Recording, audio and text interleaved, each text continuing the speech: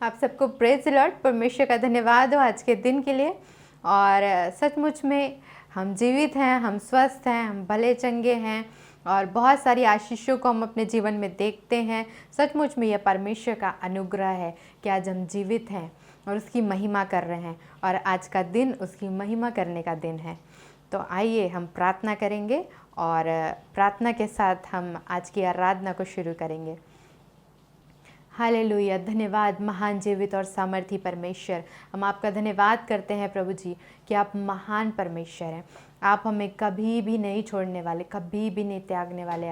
आप हमेशा हमेशा हमारे साथ रहने वाले परमेश्वर हैं। आप माता से बढ़कर हमसे प्रेम करते परमेश्वर, हम आपका धन्यवाद करते हैं प्रभु जी। आज के पूरी आराधना को प्रभु हम आपके हाथों में सौंपते जीवित परमेश्वर। आज की पूरी आराधना में हम सब के संग और साथ होइए, ऑनलाइन कनेक्टेड एक एक लोगों के संग और साथ होइए। और प्रभु आज के दिन में हम सब मिल करके आपके साथ संगति कर सके प्रभु जी, आपकी आराधना को कर सके प्रभु, आपके वचन को सुन सके, आपकी आवाज़ को हम सुन सके प्रभु जी। आज का दिन हमारे लिए और भी महिमा में जाने का दिन होने पाए प्रभु जी। हम सब के संग और साथ होइए, सबको आपके हाथों में सौंपते हुए छोटी विनती प्रभु यीशु मसीह के नाम से मांगते हैं, आमीन। आइए हम परमेश्वर की आराधना करेंगे, उसकी स्तुति करेंगे और उसकी आराधना में हम एक गीत गाएंगे, आ रहा है मेरा चमत्कार आ रहा है। सचमुच में हम विश्वास के साथ इस गीत को गाएंगे कि सचमुच में हमारा चमत्कार आ रहा है।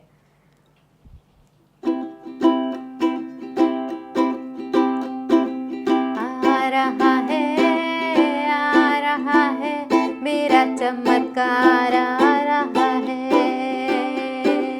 आ रहा है मेरा चमत्कार आ रहा है। लंगड़े जैसे चलने लगे मेरा आरोग्य आ रहा है। लंगड़े जैसे चलने लगे मेरा आरोग्य आ रहा है। आ रहा है मेरा चमत्कार आ रहा है। आ रहा है मेरा चमत्कार आ रहा है। एलिया को जैसे रोटी मिली मेरा आहार आ रहा है। एलिया को जैसे रोटी मिली मेरा आहार आ रहा है। आ रहा है मेरा चमत्कार आ रहा है। आ रहा है मेरा चमत्कार आ रहा है। अब्राहम को जैसे प्रतिफल मिला मेरा प्रतिफल अब आ रहा है। अब्राहम को जैसे प्रतिफल मिला मेरा प्रतिफल अब आ रहा है। आ रहा है मेरा चमत्कार आ रहा है। आ रहा है मेरा चमत्कार आ रहा है। यूसुफ को जैसे मान मिला मेरा सम्मान अब आ रहा है। यूसुफ को जैसे मान मिला मेरा सम्मान अब आ रहा है। आ रहा है मेरा चमत्कार आ रहा है।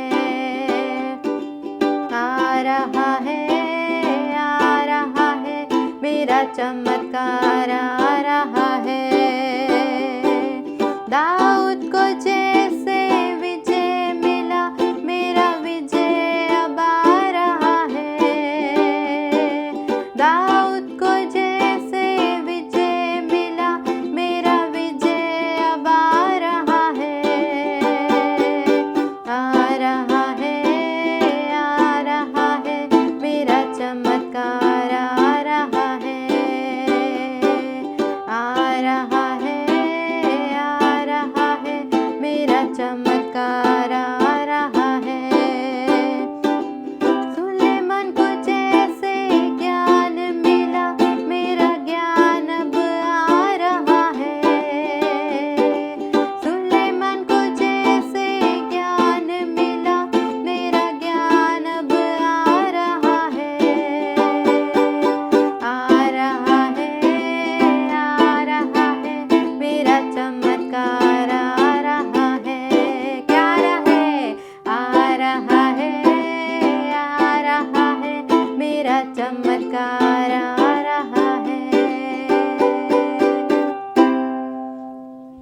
एक और गीत हम प्रभु की महिमा के लिए गाएंगे, परम पिता की हम स्तुति गाएं।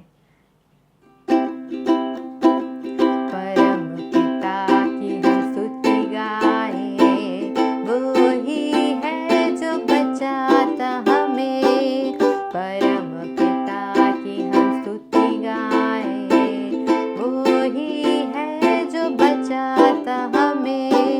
सारे पापों को करता क्षमा, सारे रोगों को करता चंगा। परम पिता की हम स्तुति गाएं, वो ही है जो बचाता हमें।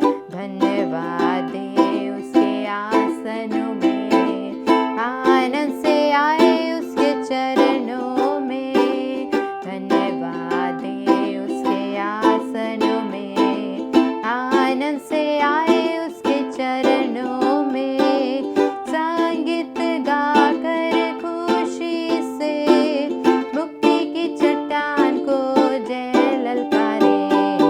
परम पिता की हम स्तुति गाएं, वो ही है जो बचाता हमें।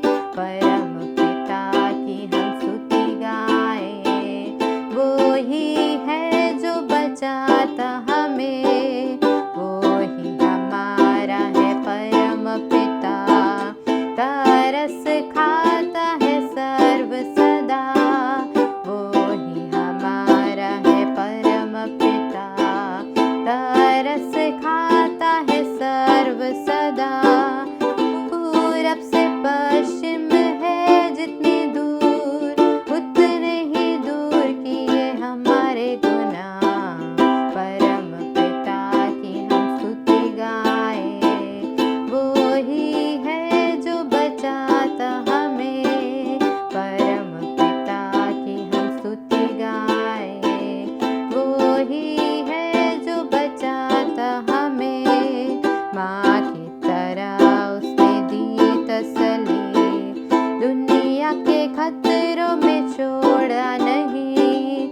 माँ की तरह उसने दी तसल्ली, दुनिया के खतरों में छोड़ा नहीं। खालिस दूध है कलाम का दिया, और दी हमेशा की जिंदगी। परम पिता की हम स्तुति गाएं, वो ही है जो बचाता हमें। परम पिता की हम स्तुति गाएं, वो ही है जो बचाता हमें। चरवाही की मानंद ढूंढा उसने, पापों की कील से निकाला हमें। चरवाही की मानंद ढूंढा उसने, पापों की कील से निकाला हमें। हमको बचाने को जान अपनी दी, ताकि हाथ में हम उसके रहे। परम पिता की हम स्तुति गाएं, वो ही है जो बचाता हमें। परम पिता की हम स्तुति गाएं, वो ही है जो बचाता हमें। घोंसले को बार बार तोड़कर उसने चाहा कि सीखे हम उड़ना उससे। घोंसले को बार बार तोड़कर उसने चाहा कि सीखे हम उड़ना उससे। पैरों पर उठाया उकाब की तरह, ताकि हमको चोट न लगे। परम पिता की हम स्तुति गाएं, वो ही है जो बचाता हमें। परम पिता की हम स्तुति गाएं, वो ही है जो बचाता हमें। और ये समय जो है परमेश्वर की आराधना का समय। आइए हम उसकी आराधना करें, उसकी स्तुति करें, उसकी महिमा करें। हालेलुया। धन्यवाद धन्यवाद धन्यवाद ओ पवित्र परमेश्वर। Thank you Jesus, thank you Lord. Hallelujah. धन्यवाद ओ जीवित परमेश्वर, आपकी महिमा हो, आपकी आराधना करते हैं प्रभु जी, आपकी स्तुति करते जीवित परमेश्वर। हालेलुया।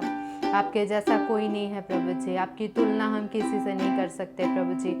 आप अतुलनीय परमेश्वर हैं, आप महान परमेश्वर है, आप सर्वशक्तिमान परमेश्वर है। धन्यवाद करते हैं प्रभु, आपकी महिमा करते हैं। Hallelujah, thank you Jesus, thank you Lord. धन्यवाद प्रभु, आपकी प्रशंसा करते हैं, आपके नाम को हम ऊंचा उठाते हैं, धन्य कहते और सराहते हैं प्रभु जी। आपका नाम सब नामों से ऊंचा है प्रभु, आपके नाम की हम स्तुति करते हैं, आपकी महिमा करते हैं प्रभु जी। यहोवा इरे, यहोवा निशी, यहोवा शालोम, यहोवा शिदकेनो, इलोहिम परमेश्वर, यहोवा इलियोन, हम आपके नाम की स्तुति करते हैं प्रभु जी, आपकी महिमा करते हैं जीवित परमेश्वर। Hallelujah, thank you Lord, thank you Jesus. रिखांतरलबा शदोरा बाना माशे खेरेले बेरियंतरलबा रिखांतो रहलबा सेहेथे रहतो रगांद्रलबो शेखे निमा सखा लहरबो यरबो शिखांतरलहरबा सेखेथे रेखेचे रेकोचो रकाब्रा नहातो लिहाम्ब्रा अल्बो सहा नमा सेहेथे रेले बेरियंतरलबा निखांतरले के रेकेचो लबा सकाथे लेक्राबा यांत्रलबो सखांद्रलबा सेहेथे रिबांथा मामलो अरबा सेखेरेले बेरियंतरलबा रिकांत्रलकाथो अरास्ते लेहरेबे शाम्प्रो ब्रोचो कोचो सोलोबो यरबांतला ब्रोहोतो सेगांत्रलबा यांत्रलबा रेबांथा मामरो शखांत्रलब्रहातो ममा ममा सेखे रिबालबा श्यांत्रलबा अरंदलबा रहातो लेहाब्रो हम्प्रा श्याम्प्रलबा शेखोरियंत्रलबा शेखेरेले बेरियंत्रलबा। धन्यवाद पवित्र परमेश्वर, आपकी महिमा करते हैं प्रभु जी। Thank you Lord, hallelujah, thank you Jesus, thank you Lord, hallelujah, thank you Jesus, thank you Lord.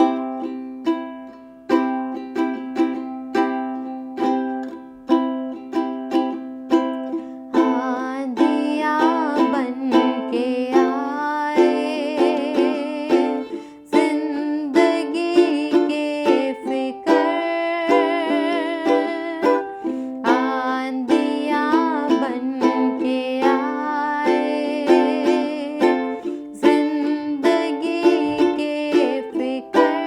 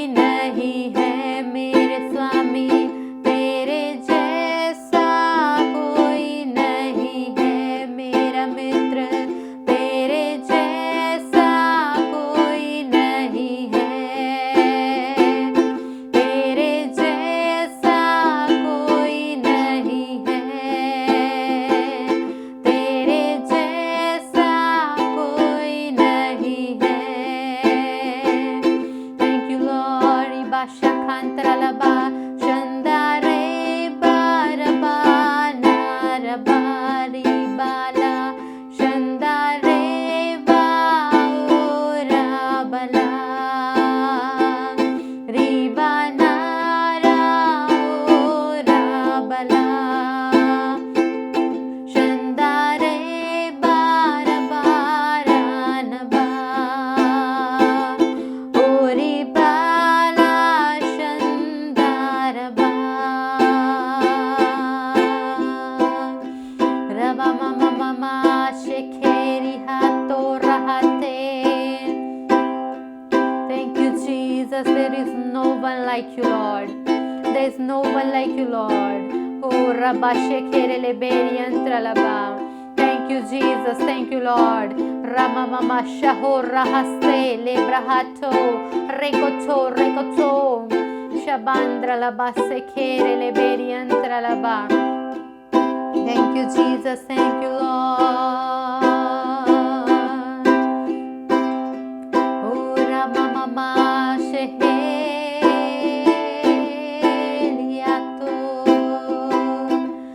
Riandara la Bashantara la Hosa Masahase.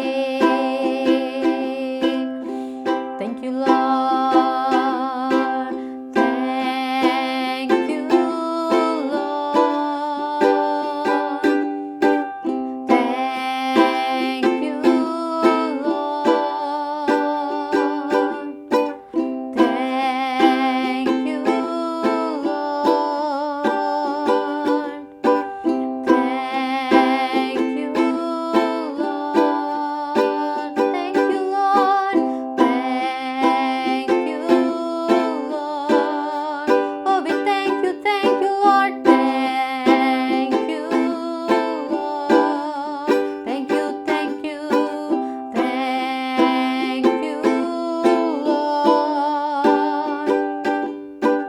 Thank you, Lord. Riba Shantara. Thank you, Lord. Riba Labashe. Thank you, Lord. Oh, we give you praise. Thank you, Lord. Thank you, Lord. With a grateful heart, with a song of praise, with an outstretched arm, I will bless your name. Thank you, Lord. I just want to thank you, Lord. Oh, we thank you, Lord. Thank you, Lord. Thank you, thank you, thank you, Lord. Tera dhanyavad. Thank you, Lord. Thank you, Lord. Shandara bara reba laba ori balaba reba laba Jantara laba sekere leberi antara laba shandro lobo rihantre leberi antara laba Shantoro lobo shekere leberi antara laba riba canto abrama sekere leberi antara laba shantoro lobo Shantere leberi antara laba shakori antara laba shekere leberi antara laba Riantara laba rakori antara laba shantere leberi antara laba rikori antara laba shadora bana masekere leberi antara laba. Thank you, Jesus. Thank you, Lord. Hallelujah. Riba namasekere leberi antara laba. Thank you, Jesus. Thank you, Lord. ये समय जो है वो पारिवारिक जागृति का समय है. रिखांतरे बेरी अंतरलबा शदोरा बनमा सेकेरे बेरी अंतरलबा. और पारिवारिक जागृति का समय, परिवारों में परमेश्वर एक जागृति को लेकर के आने वाला है इन दिनों में. एक एक के परिवार में आप में से जितने लोग देख रहे हैं, आपके लिए एक पारिवारिक जागृति का समय है. रिखारा लबा शांते रे ले बेरी अंतरा लबा शिखो रबाना मसे खेरे ले बेरी अंतरा लबा। परिवारों में परमेश्वर काम करेगा, एक एक परिवारों में परमेश्वर काम करेगा। रिखोरी अंतरलबा शांतरले बेरी अंतरलबा शखोरी अंतरलबा।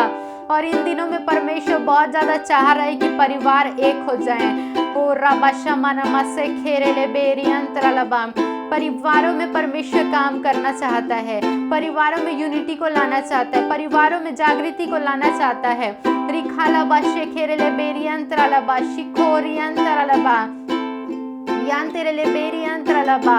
और कहीं नहीं बल्कि आपके खुद के परिवार में इन दिनों में परमेश्वर बहुत ज्यादा चाह रहा है, इच्छा को रख रहा है कि वो आपके परिवार में काम करे। ओ रबा शमनमा से खेरेले बेरी अंतरलबा शखोरी अंतरलबा।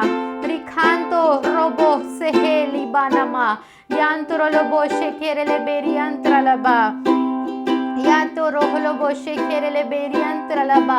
ये समय वो आपके ऊपर है कि आप उस परमेश्वर को अपने परिवार को जोड़ने का अनुमति देते हैं, अपने परिवार में जागृति लाने का अनुमति देते हैं, या फिर परिस्थितियों को ऐसे ही आप रहना चाहते, ऐसे ही रखना चाहते, ऐसे ही परिस्थिति चलने देना चाहते हैं। रिखान तेरे ले बेरी अंतरलबा, वो आपके ऊपर है। परमेश्वर ने आपको स्वतंत्र इच्छा दिया है। परमेश्वर तो चाहता है कि इन दिनों में हर एक परिवार में काम करे, और एक एक परिवारों में इस समय में जागृति का समय है। ये जो एंड टाइम रिवाइवल है, एंड टाइम रिवाइवल जो है वो फैमिली रिवाइवल है। रिखाला बाशेखेरेले बेरी अंतरलबा। अंत के समय की जागृति जो है वो पारिवारिक जागृति है। रिखाला बाशखो रबाना मसेखे रिहात्रेले बेरी अंतरलबा। रिखांतोरोलोबो शेखेरेले बेरी अंतरलबा।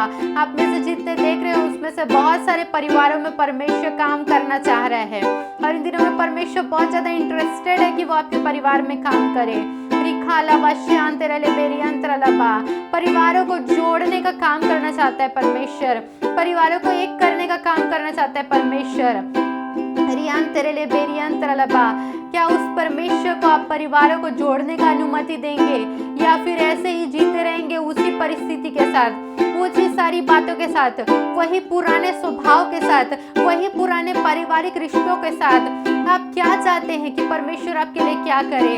ऐसी बातों को आप सोचना शुरू करिए अपने परिवार के लिए। क्या आप अच्छा चाहते हैं, या फिर चाहते हैं कि सारी परिस्थिति वैसी की वैसी बनी रहे? आज आपके हाथ में परमेश्वर ने स्वतंत्र इच्छा शक्ति को दिया है, लेकिन परमेश्वर ये भी बता रहा है कि वो बहुत ज्यादा इंटरेस्टेड है। यदि आप उसको कार्य करने का अपने परिवार में अनुमति देंगे, वो परमेश्वर पूरा रिस्टोर कर देगा, पुनः स्थापित कर देगा सारे रिश्तों को, पुनः स्थापित कर देगा आपके परिवार को, पुनः स्थापित करेगा वो सारे रिश्तों को। रिखाला बाशखो रिबाना मसेखे रिहात्रोलोबो शेखे रिखांतरलबा सेखंतरोलोबो अरखो दरनबो शांतरेले बेरी अंतरलबा। Thank you Jesus, thank you Lord. रिखांतरलबा शांतरेले बेरी अंतरलबा। और इस समय कह रहा है परमेश्वर की बहुत सारे ऐसे लोग हैं परिवारों में जो समस्या को देख रहे हैं, वो केवल समस्या को देख रहे हैं, लेकिन परमेश्वर जो है वो समाधान का परमेश्वर है। केवल समस्या को देख रहे हैं। आज परमेश्वर कह रहा है कि मैं समाधान हूँ।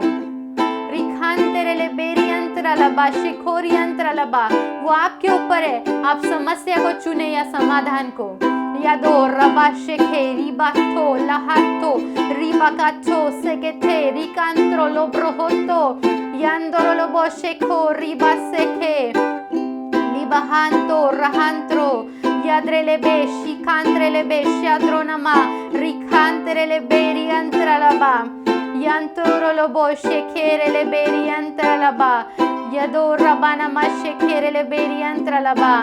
Thank you Jesus, thank you Lord. हो रबानमा शेखेरी अंतरलबा। Thank you Jesus, thank you Lord. Hallelujah. धन्यवाद जीवित परमेश्वर। Hallelujah. Thank you Lord. रिबांतरलबा शखोरी अंतरलबा यदो रबानमा शेखेरेले बेरी अंतरलबा। Thank you Jesus, thank you Lord. Hallelujah. Oh rabanama. Thank you Jesus, thank you Lord. रखा थेरेले बेरी अंतरलबा। Thank you Jesus, Hallelujah. यीशु के नाम से एक एक परिवारों में रिस्टोरेशन को कहते हैं। यीशु के नाम से एक एक परिवारों में रिस्टोरेशन को कहते हैं। सारी कड़वी जड़ें वो सब निकल जाए यीशु के नाम से। एक एक परिवारों में जागृति आने पाए, एक एक परिवारों में जागृति आने पाए। रिखान तेरे ले बेरी अंतरालबा, प्रभु आप जैसा चाहते आप एक एक परिवारों में करिए जीवित परमेश्वर। रिखान तेरे ले बेरी अंतरालबा शदो रहान तेरे ले बे शियांतरालबा सखो दरनबो अरखान तेरे ले बेरी अंतरालबा।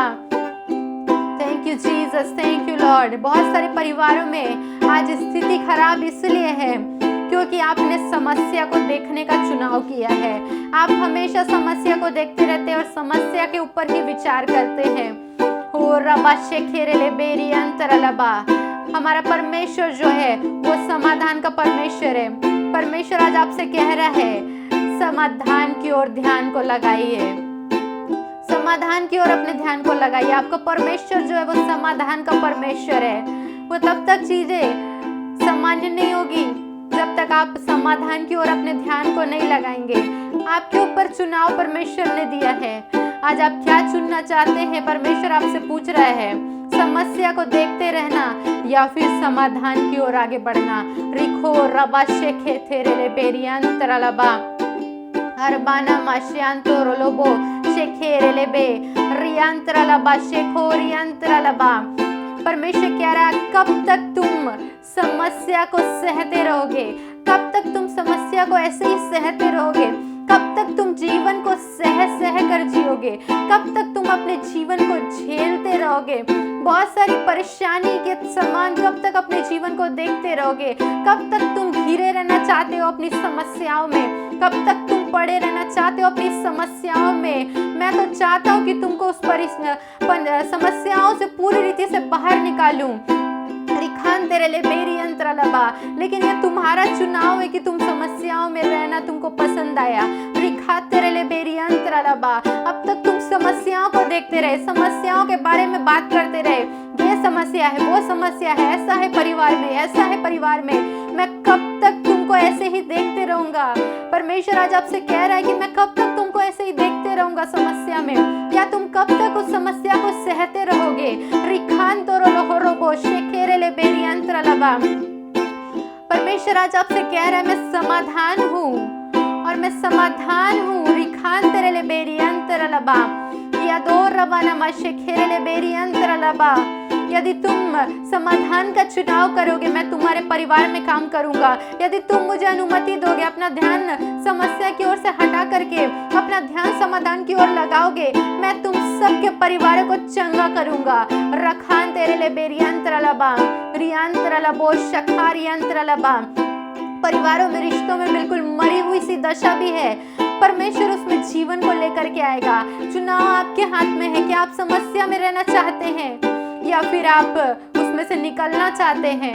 या दो रबा शेखे रिबा सोखा तो रहाला बो शेखे मंदरालबो सबारा खान तेरे ले बेरी अंतरालबा यान तेरे ले बेरी अंतरालबा शान तेरे ले बेरी अंतरालबा। आज परमेश्वर कह रहा है मैं तुम्हारे समस्याओं को देख कर उब गया हूँ। यान तेरे ले बेरी अंतरालबा शान तोरलोबो यान तेरे ले बेरी अंतरालबा शान तोरलोबा। परमेश्वर कह रहा है क्या मुझ में इतनी सामर्थ नहीं है कि मैं इन सारी परिस्थितियों को बदल दूं? क्या मैं इतना सामर्थी नहीं कि इतनी छोटी सी बात को मैं तुम्हारे लिए कर सकूं? यान तेरे ले बेरी अंतरालबा शतो रहाथे लेब्राकाचो तो यारबा शंतो रिबनमा सेखे रबसे रहांत्रो बरखा यान तेरे ले बेरी अंतरालबा शान तेरे ले बेरी अंतरालबा शेखो रिहा तेरे ले बेरी अंतरालबा। इस समय परमेश्वर बहुत सारे परिवारों को रिस्टोर कर रहा है। यान तेरे ले बेरी अंतरालबा शांतोरो लोगो शेखेरे बेन तेरे ले बेरी अंतरालबा। Thank you Jesus, thank you Lord. एक एक परिवारों में प्रभु आपकी शांति को रिलीज करते हैं, एकता की आत्मा को रिलीज करते यीशु के नाम से। एक एक परिवारों में एकता आ जाए। रिखान तेरे ले बेरी अंतरालबा एकता की आत्मा को रिलीज करते हैं। रियान तेरे ले बेरी अंतरालबा शांतोरो लोहोर रोबो से खेरीबानमा यान तेरे ले बेरी अंतरालबा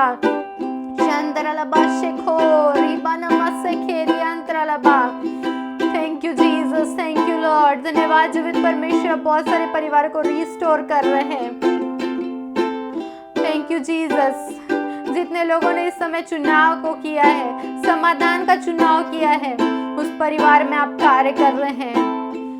जिन लोगों ने अभी निर्णय लिया है और जो निर्णय ले रहे इस समय में कि अब वो समस्याओं के बारे में नहीं, समाधान के बारे में बात करेंगे, उन परिवारों में परमेश्वर ने काम करना शुरू कर दिया है।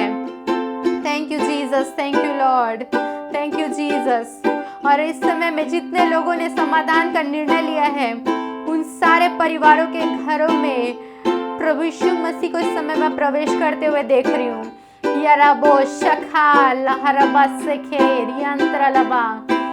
Thank you Jesus. प्रभु यीशु मसीह उन सारे परिवारों में प्रवेश कर रहा है। Thank you Jesus.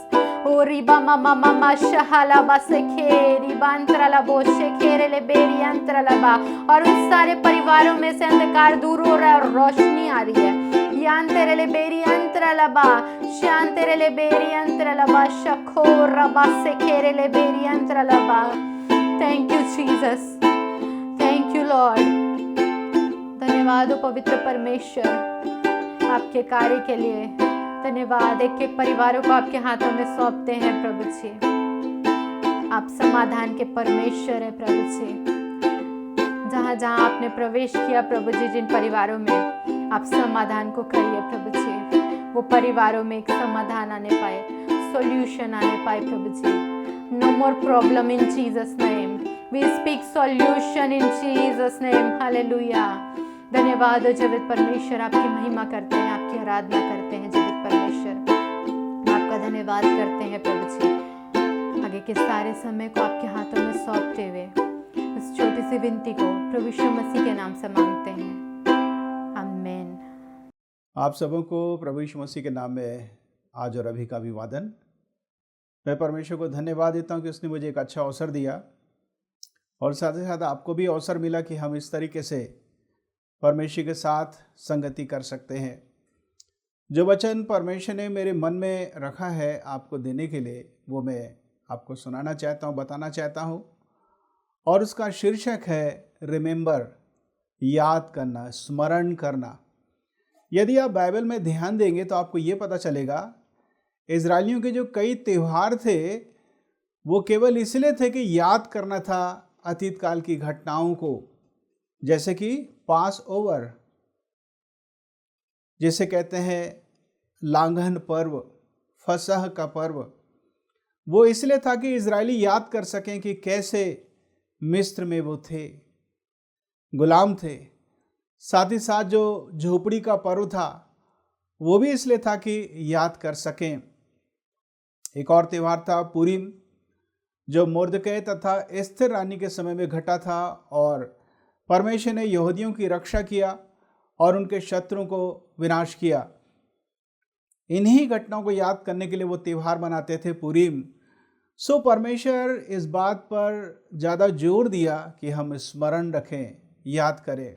यदि नए नियम में ध्यान देंगे तो जब हम प्रभु बोझ लेते हैं तो हम प्रभु यीशु मसीह के सारे दुखों को जो उन्होंने अपने देह पर उठा लिया, हमारे सारे पापों को, श्रापों को, कमजोरियों को, बीमारियों को अपने देह पर उठा लिया, और उसने अपने प्राण को त्याग दिया क्रूस पर, और तीसरे दिन वो जीवित हो गया।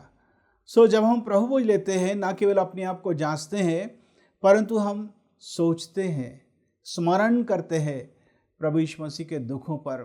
तो प्रियो, आज मैं आपको बताना चाहता हूँ, कम से कम 14 प्रकार की बातें मैं आपको बताऊंगा कि हम में से हर एक को याद करने की ज़रूरत है।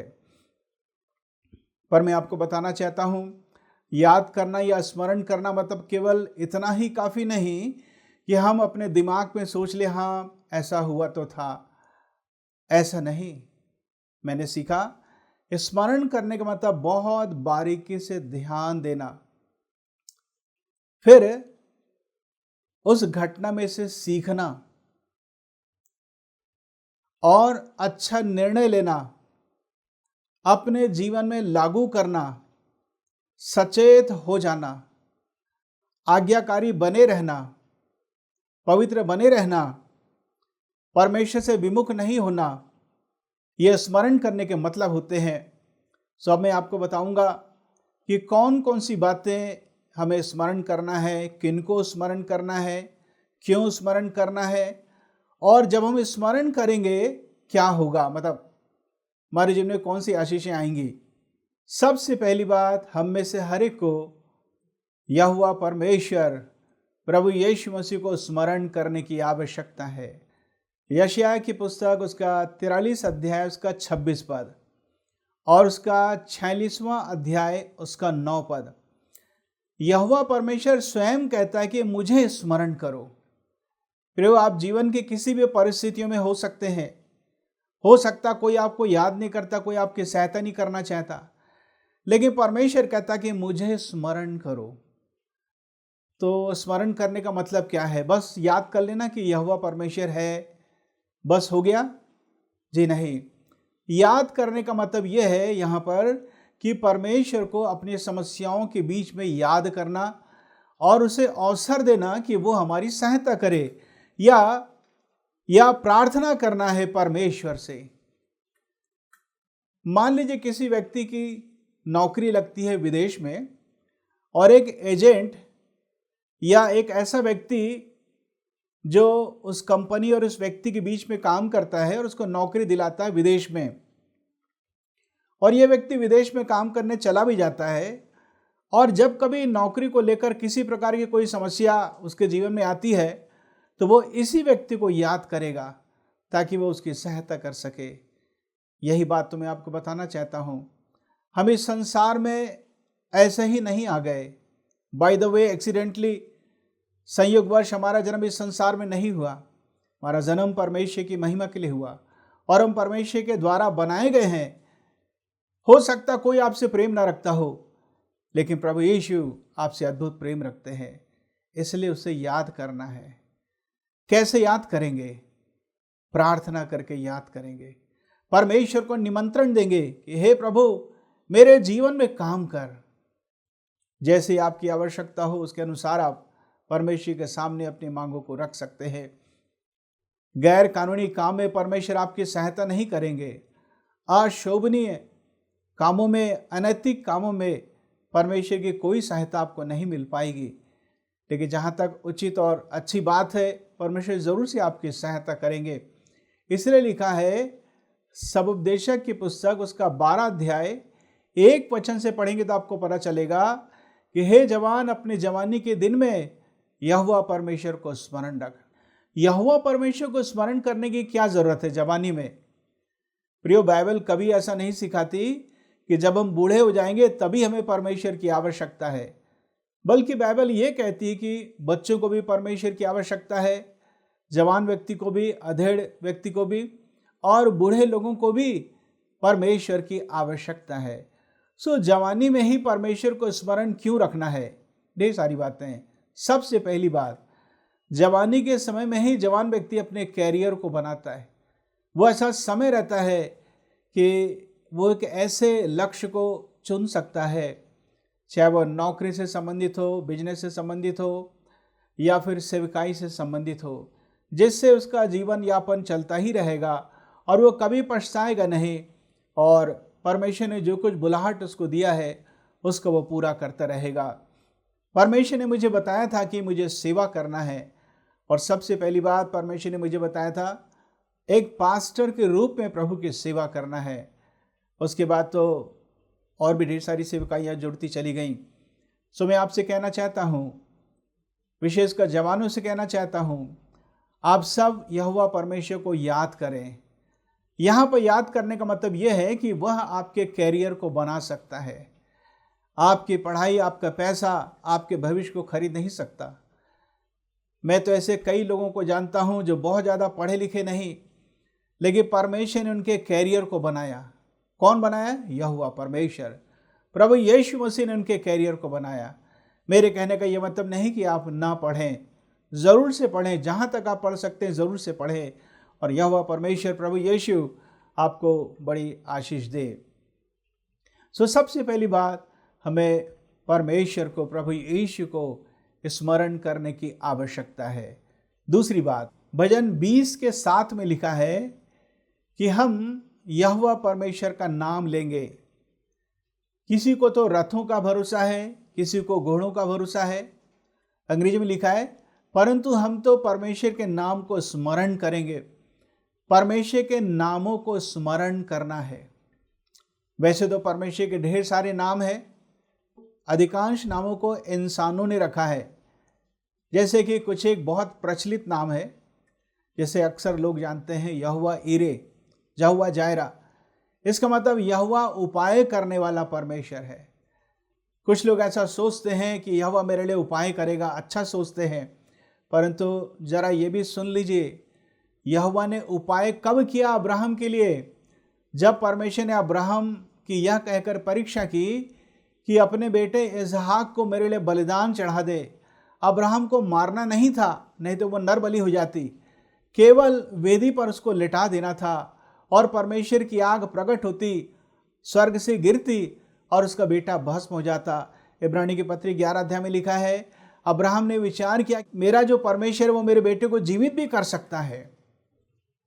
और जब वो वहां तक आज्ञाकारी रहा, तब परमेश्वर ने उसके लिए उपाय किया। प्रियो, आप आज्ञाकारी रहिए और परमेश्वर के उपाय को देखें। फिर यहोवा निसी अर्थात मेरा परमेश्वर मेरे लिए एक सहायक है। मेरा परमेश्वर मेरी ओर से शत्रुओं से लड़ने वाला है। यहोवा परमेश्वर मुझे जय देने वाला है, ये इसके मतलब है। यहोवा शालोम अर्थात यहोवा परमेश्वर तुम्हें शांति देगा, शांति दे सकता है। प्रभु यीशु ने कहा यूहन्ना 14:27 में कि मैं अपनी शांति तुम्हें दिए जाता हूं। अपनी शांति कब कहा था? जब लोग प्रभु यीशु को सताना प्रारंभ कर चुके थे और प्रभु यीशु मसीह का जो सेवकाई का अंतिम भाग था वह नजदीक आ चुका था। लोग उसे गिरफ्तार करने के लिए आ ही रहे थे। उन्हीं दिनों में प्रभु यीशु मसीह ने कहा मैं अपनी शांति तुम्हें दिया जाता हूं, अर्थात वह शांति जो प्रभु यीशु मसीह को सुरक्षित रखी। क्योंकि प्रभु यीशु मसीह इंसान बन के आए थे, इसलिए मैं इस प्रकार की भाषा में आपको बोल रहा हूं। वही शांति परमेश्वर आपको देना चाहता है ताकि आप भी सुरक्षित रह सकें।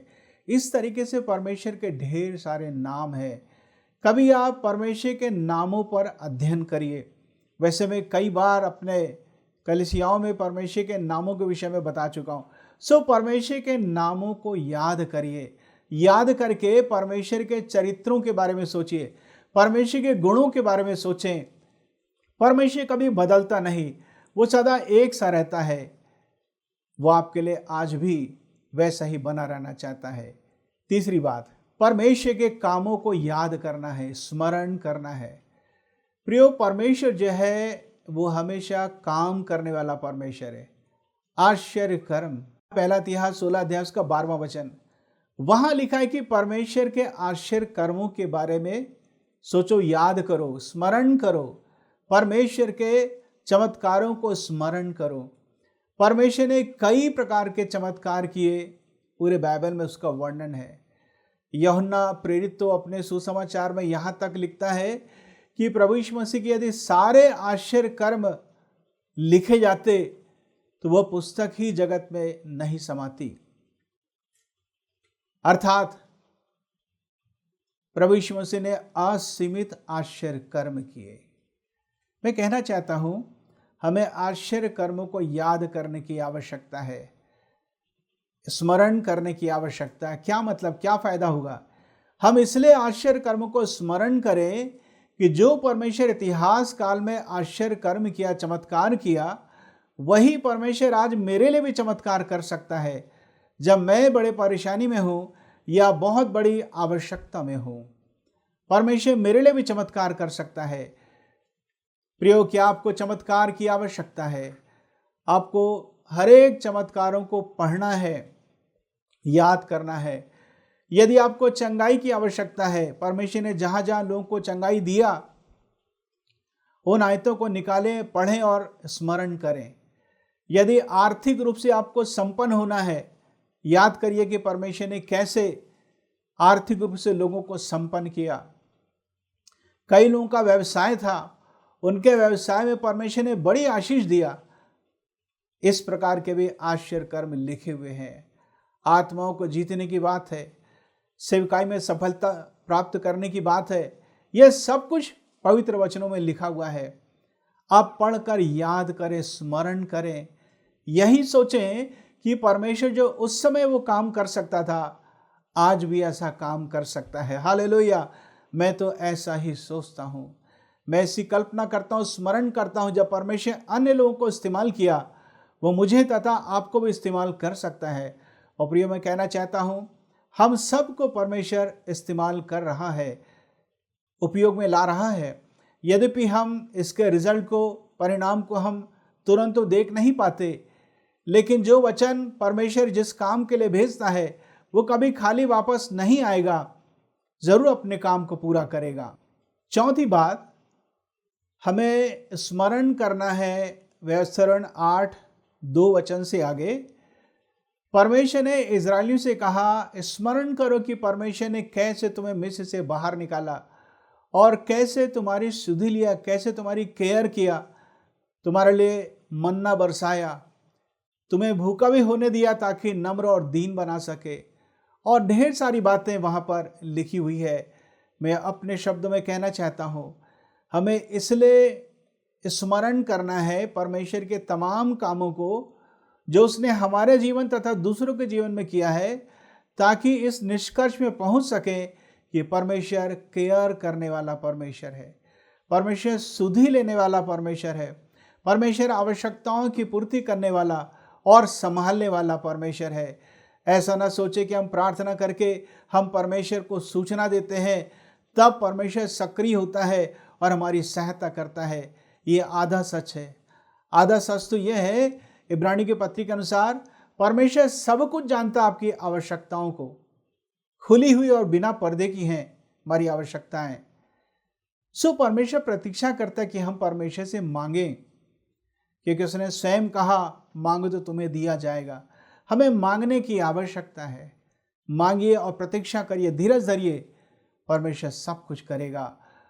मैंने आपसे कहा, हमें इसलिए स्मरण करना है तमाम बीती घटनाओं को जो उसने हमारे और दूसरों के जीवन में किया, ताकि हम ये समझ सकें कि परमेश्वर कैसे सुधि लेने वाला परमेश्वर है। पांचवी बात मैं आपको बताना चाहूँगा, हमें क्यों स्मरण करना है, क्या स्मरण करना है। गिनती की पुस्तक उसका 15वां अध्याय और उसका 40वां वचन, परमेश्वर ने इजरायलियों से कहा कि तुम जब अपने कपड़े बनवाओगे तो उसके किनारे में झालर बनवा लेना, और जैसे ही तुम झालरों को देखोगे कपड़ों के, तो तुम्हें सारी आज्ञाएं याद आनी चाहिए, स्मरण कर लेना सारी आज्ञाओं को, और तुम उसके अनुसार चलना और पवित्र बनना। प्रियो, कपड़ों को देखकर इजरायली परमेश्वर की आज्ञाओं को याद करते थे। और आजकल मनुष्य कैसे कपड़े पहनते हैं? छोटे से छोटा होता चला जा रहा है कपड़ा। यानी कि इंसान आधुनिक रूप से जंगल में रहने वाले असभ्य लोगों के समान बनता चला जा रहा है। अफसोस। परमेश्वर ने चाहा कि इजरायली कपड़ों को ऐसे बनाए कि आज्ञाओं को याद रख सकें, स्मरण रख सकें, कि आज्ञा का पालन कर सकें और पवित्र बन सकें। फिर लिखा है प्रेरितों का काम 20 अध्याय 35 वचन, प्रभु यीशु मसीह के उस आज्ञा को स्मरण रखें, याद करें कि लेने से देना धन्य है। प्रियो, हमें इस बात को याद रखना है कि लेने से देना धन्य है। लेना भी आशीषमय है, जब कोई हमें देता है हमें आशीष मिलती है, पर उससे बढ़कर यह है देना। प्रियो, मैंने केवल लेना नहीं सीखा है, मैंने देना भी सीखा है। और मैं आपसे कहना चाहता हूं, मैंने केवल दशवांश नहीं दिया, दशवांश से बढ़कर मैंने दिया है। दशवांश देना तो मैं बहुत साल पहले से सीख गया था। आपके पास कई प्रकार के तर्क हो सकते हैं कि दशवांश नहीं देना है। कह सकते हैं कि ये तो पुराने नियम में लिखा है, नया नियम में कहीं नहीं लिखा है। इससे पहले की व्यवस्था आई, सबसे पहला दशवांश अब्राहम ने दिया। कौन सी व्यवस्था थी उस समय? मूसा तो था नहीं। मूसा के जन्म के कम से कम 500 से 600 साल पहले की घटना थी। मूसा तो उन्हीं के वंश में से हुआ। दशवांश आपके और परमेश्वर के बीच की बात है, ये आपके ऊपर है। अब्राहम ने तर्क वितर्क नहीं किया, उसने दिया। अब ये आपके ऊपर है कि आप क्या करते हैं। मैं इतना जरूर जानता हूं, कुरिन्थियों के पत्र में लिखा है, जो थोड़ा बोएगा वो थोड़ा काटेगा, जो बहुत बोएगा वो बहुत फसल काटेगा। अब ये आपके ऊपर है कि आप अपने जीवन को इस बात के विषय में कैसे निर्धारित करते हैं। सो हमें स्मरण करना है परमेश्वर के वचनों को और परमेश्वर की प्रतिज्ञाओं को स्मरण करने की आवश्यकता है। वैसे तो बाइबल प्रतिज्ञाओं से भरी हुई है, लेकिन जब परमेश्वर व्यक्तिगत तौर से आपसे बातचीत करता है, वो व्यक्तिगत प्रतिज्ञा हो जाती है परमेश्वर की। उन प्रतिज्ञाओं को ले लें, उन प्रतिज्ञाओं को ले लें।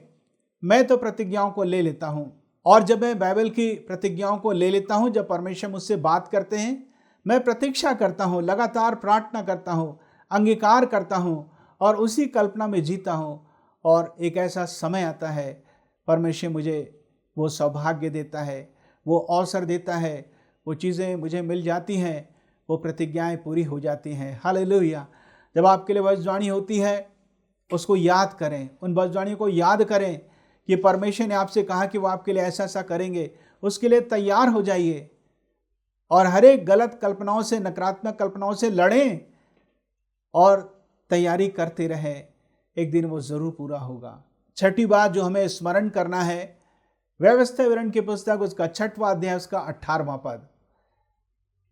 ये नहीं सोचना कि जो संपत्ति तुझे मिली है तूने अपने ताकत से कमाया, लेकिन ये स्मरण करना कि परमेश्वर ने तुझे सामर्थ्य दिया कि तू व्यवसाय कर सके, नौकरी कर सके, जीविका का उपाय कर सके, खेती किसानी कर सके। प्रियो, मैं कहना चाहता हूँ, आपके पास जो कुछ है, जो आपने उचित रीति से प्राप्त किया है, परिश्रम के द्वारा परमेश्वर ने आपको शक्ति प्रदान किया है।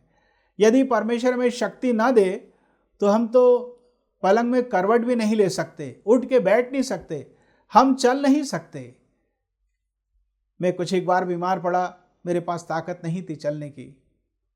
मुझे मलेरिया हो गया था, कोई ताकत नहीं थी, मुझे पीलिया भी हो गया था और मैं एकदम थक चुका था, शरीर में ताकत नहीं थी। लेकिन परमेश्वर ने मुझे संभाला, मुझे ताकत दिया। यदि आप बीमारी में से उठे हैं या आप बीमारी के दशा में हैं, परमेश्वर अपनी सामर्थ आपके पर उंडेलना चाहता है। परमेश्वर केवल काम करने के लिए ही ताकत नहीं देगा, एक अच्छा जीवन जीने के लिए वो आपको ताकत देगा, ताकि आप अपनी दिनचर्या में फिजिकली फिट रहें, शारीरिक रूप से आप तंदुरुस्त रहें, अच्छा जीवन यापन कर सकें। 7वीं बात जो हमें स्मरण करने की आवश्यकता है, परमेश्वर ने इजरायलियों से कहा, तो विश्रामवार को पवित्र रखने के लिए स्मरण करना। व्यवस्था विवरण 5 अध्याय उसका 15 पद। यह विश्रामवार कौन सा दिन है? विश्रामवार प्रियो रविवार नहीं है, बल्कि सैटरडे है, शनिवार है। विश्रामवार शनिवार है, रविवार नहीं। क्योंकि जब कभी ईस्टर आता है, प्रभु यीशु मसीह के जी उठने का दिन आता है, तो वो सप्ताह का पहला दिन है, हमेशा रविवार को आता है। विश्रामवार का मतलब ये नहीं कि सरकार ने हमें छुट्टी दी इसलिए हम विश्राम मना रहे हैं। दुनिया के कई देशों में अलग अलग दिन छुट्टी होती है। अरब कंट्रीज में शुक्रवार को छुट्टी होती है और उसी दिन वो सब मिलकर जमा होकर आराधना करते हैं। सो दिन का सवाल नहीं है, विश्रामवार शनिवार को, ये मैं कहना चाहता हूं। और यही एक आज्ञा है 10 आज्ञाओं में से एक आज्ञा जो नए नियम में कभी भी दोहराई नहीं गई। प्रेरितों ने, प्रभु यीशु मसीह ने कभी नहीं कहा कि तुम्हें अब शनिवार को जमा होना है।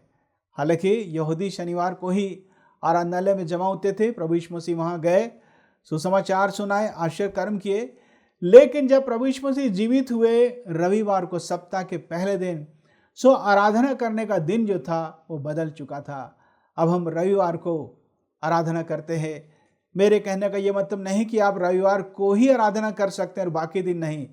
हम सब दिन, सब समय परमेश्वर की आराधना करने के लिए बनाए गए हैं। सो व्यवस्था विवरण 5:15 में परमेश्वर ने कहा था इजरायलियों से कि विश्रामवार को, सबत को पवित्र मानने के लिए स्मरण रखना। क्या केवल यही याद करना था कि पवित्र दिन है बस हो गया? नहीं, बल्कि उन्हें परमेश्वर के साथ संगति करना था। सो यहाँ पर स्मरण करने का मतलब होता है परमेश्वर के साथ संगति करना। ये तो अच्छी बात है कि रविवार को हमारे यहाँ छुट्टी का दिन रहता है और हम परमेश्वर के साथ संगति करते हैं। मैं इतना भी जानता हूँ कई लोग शिफ्ट ड्यूटी करते हैं हॉस्पिटल में, रेलवे में और कई जगह। सो उनकी ड्यूटी रहती है रविवार को, फिर भी वो लोग सेक्रीफाइस करते हैं, दुख उठाकर पूरी कोशिश करते हैं कि प्रभु के भवन आ सकें। परमेश्वर उन सबों को बड़ी आशीष दे। सो मैंने आपसे कहा सबत को, विश्रामवार को याद रखना है। क्यों? ताकि हम परमेश्वर के साथ संगति कर सकें। व्यवस्था विवरण 7 अध्याय 17 से 19 यदि आप पढ़ेंगे तो आपको पता चलेगा परमेश्वर ने कहा, जब तुम कनान देश पहुंचो और अपने से बड़ी जातियों को देखो जो ऊंचाई में काफ़ी बड़े होंगे, उनके शहर पनाह काफ़ी बड़ी होंगी और बड़े ही बलवान होंगे, तो लिखा है परमेश्वर ने कहा स्मरण करना कि परमेश्वर ने तुम्हारे सामने कैसे मिस्र के निवासियों को और उनके सेना को, उनके राजा को कैसे हराया। मैं अपने शब्दों में कह रहा हूँ, कैसे मिस्र देश पराजित हुआ तुम्हारे सामने। याद करना, स्मरण करना। तो याद करने से क्या मिलेगा?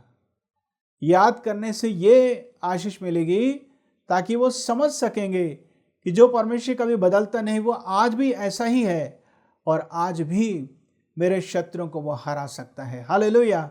आपके शत्रु इंसान नहीं, लेकिन इंसान के पीछे या इंसान के अंदर जो नकारात्मक ताकतें काम करती हैं, दुष्ट आत्माएं काम करती हैं, परमेश्वर आज भी उनको हरा सकता है।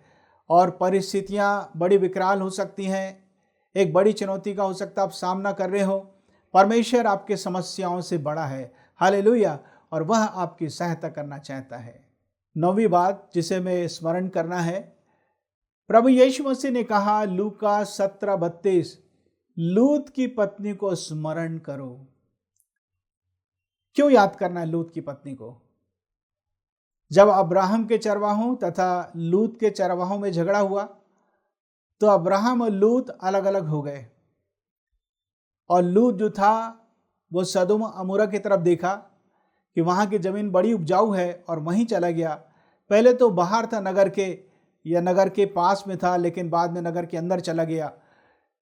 और ऐसा लिखा है कि एक खास दिन आया उत्पत्ति 18 अध्याय में कि परमेश्वर अपने 2 स्वर्गदूतों को लेकर आया और अब्राहम दौड़ता है और उसकी आराधना करता, उनकी नहीं, उसकी अर्थात परमेश्वर की आराधना करता है और तीनों को वो न्योता देता है कि हमारे घर में दोपहर का खाना खाइए।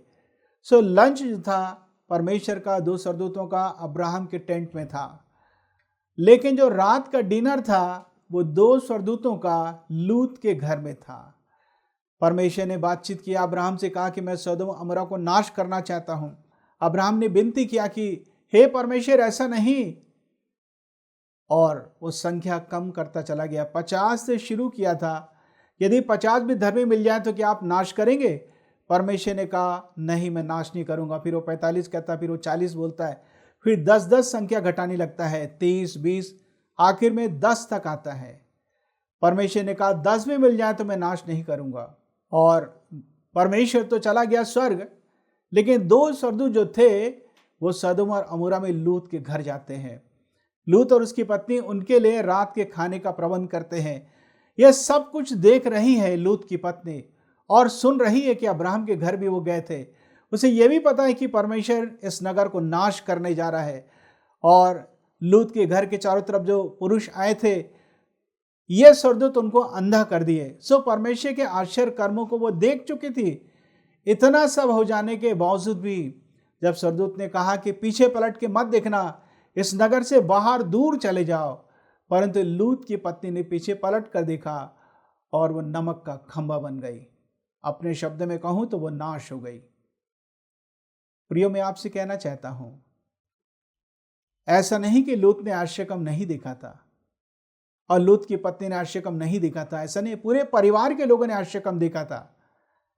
लेकिन लूत की पत्नी जो थी इन सारी बातों को याद तो करी, लेकिन उसे ये याद नहीं था या जानबूझ के ढिठाई करी कि पीछे पलट कर नहीं देखना है। पलट कर देखती है, उस आज्ञा को बहुत हल्के रीति से लेती है और नाश हो जाती है। मैं आपसे कहना चाहता हूं, लूत की पत्नी को स्मरण करने का मतलब, जो कुछ परमेश्वर ने कहा पालन करिए, वरना आप नाश हो जाएंगे या बड़ा नुकसान आपके जीवन में आ सकता है। व्यवस्था विवरण 9 अध्याय 7 वचन से आगे परमेश्वर ने मूसा के द्वारा इजरायलियों से कहा ढेर सारी बातों को। मूसा कह रहा है, इस बात को स्मरण करना कि तुम कैसे कैसे पाप में गिरे और तुमने परमेश्वर को अप्रसन्न किया। जब मैं 10 आज्ञाओं को लेने के लिए यहोवा के पर्वत पर गया हुआ था और परमेश्वर ने कहा, मूसा तुम्हारी प्रजा के लोग बिगड़ चुके हैं और वो ऐसा ऐसा पाप कर रहे हैं, तब मैं नीचे उतर के आया और मैंने देखा कि तुम कैसे पापों में लीन हो। तो मैंने गुस्से में आकर पत्थर की 2 पटियाओं को मैंने फेंक दिया और वो टूट गई।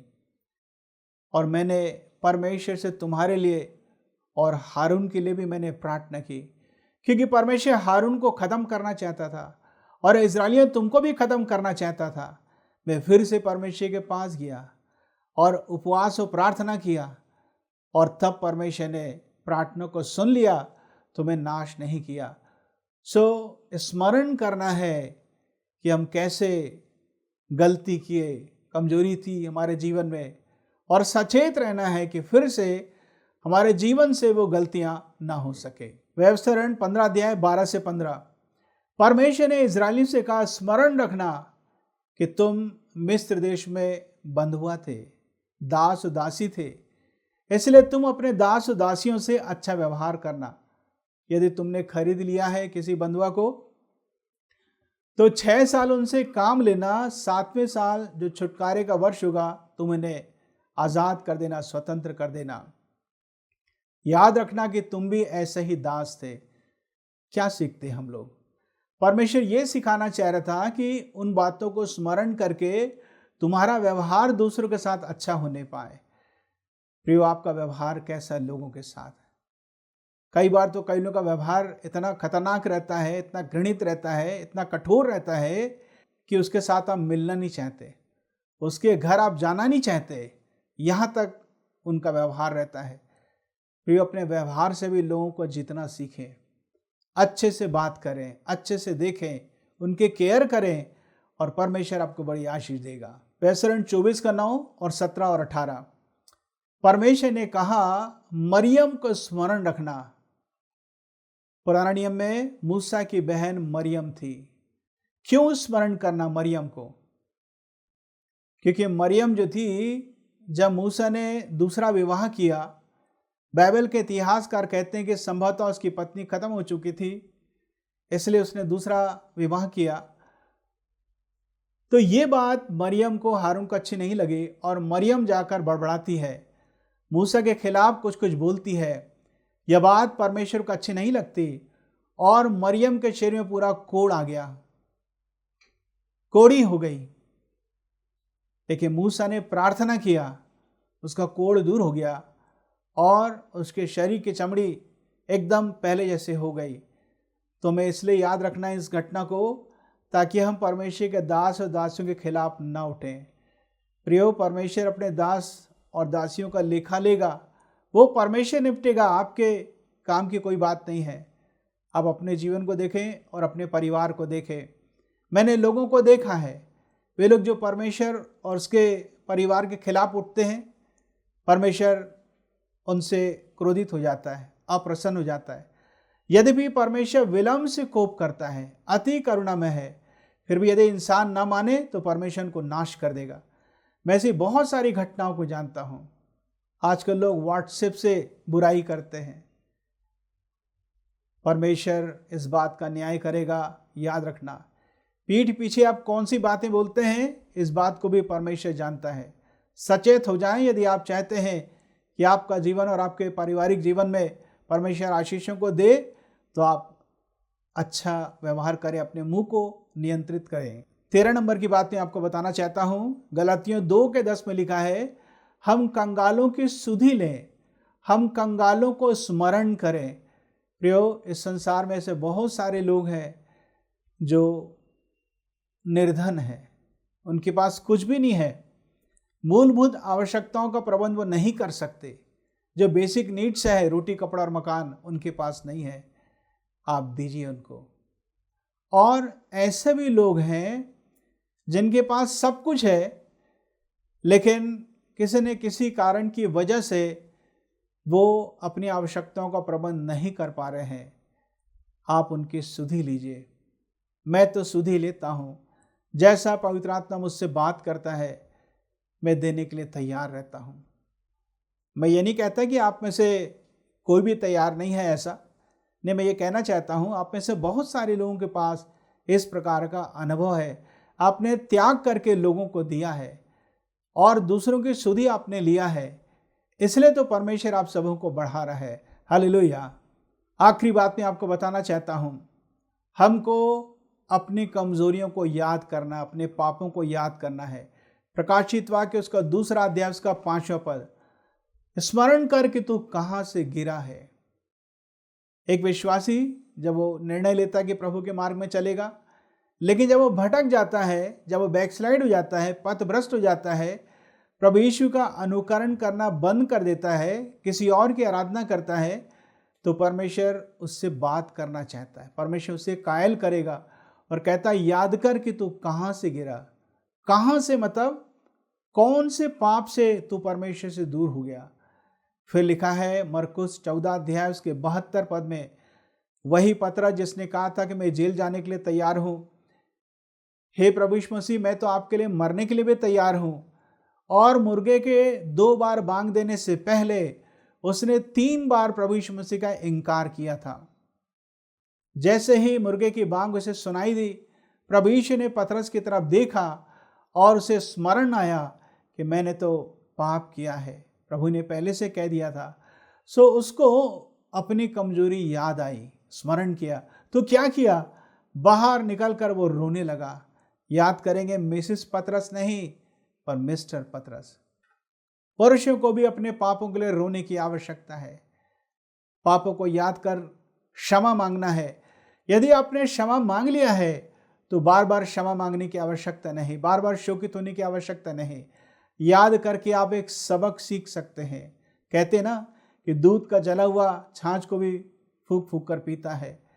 जी हाँ, ऐसा ही आप समझ जाएं। अपनी गलतियों को याद करके एक सबक सीखें और फिर से दोबारा वो गलती ना करें। सो मैंने आपको बताया, स्मरण रखना बहुत ज़रूरी है।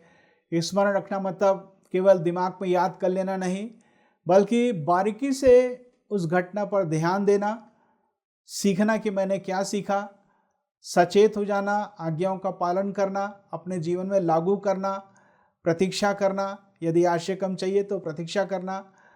इस तरीके से ऐसा हम आगे बढ़ते जाते हैं। सो परमेश्वर आप पर दया करे कि आप स्मरण कर सकें। प्रभु यीशु मसीह ने कहा कि मैं तो जा रहा हूँ, लेकिन मैं तुम्हें अनाथ नहीं छोड़ूंगा। पिता से विनती करूंगा कि वह एक और सहायक दे, अर्थात सत्य का आत्मा, और जब वह आएगा तो मेरी बातों में से लेकर तुम्हें स्मरण कराएगा। प्रिय पवित्र आत्मा आपको वचनों को लेकर स्मरण कराना चाहता है। वचन के द्वारा परमेश्वर आपसे बात करना चाहता है। सो उन वचनों को, प्रतिज्ञाओं को याद करें। सो इस संदेश के द्वारा परमेश्वर आप सबों को बड़ी आशीष दे। आइए हम प्रार्थना करें। पिता परमेश्वर, धन्यवाद देते हैं कि आपने हमें सारे को बुद्धि दिया है, दिमाग दिया है, और हम ढेर सारी बातों को याद करके रखते हैं जो हमारे जीवन के लिए बहुत ही ज़रूरी है। पर साथ ही साथ यह 14 प्रकार की बातें जो आज हमने ध्यान दिया, इसके अलावा और भी ढेर सारी बातें हैं बाइबल में जिसे याद रखना है, स्मरण रखना है। हम वो सारी बातें स्मरण कर सकें। ऐसा नहीं कि केवल विचार करके याद कर लें बस, नहीं, हम बहुत ध्यान दे सकें, एक पाठ सीख सकें, सचेत हो सकें, आज्ञाकारी हो सकें और पवित्र बन सकें, आपके समान बन सकें। आप दया कीजिए। आपकी उपस्थिति के लिए, आपकी सहायता के लिए मैं आपको धन्यवाद देता हूँ। प्रभु यीशु के नाम से मांगता हूँ, सुनो, ग्रहण कर। आमीन। अब हमारे परमेश्वर पिता का प्रेम, प्रभु यीशु मसीह का अनुग्रह और पवित्र आत्मा की सहभागिता हम में से हर एक के साथ हमेशा तक होता रहे। आमीन।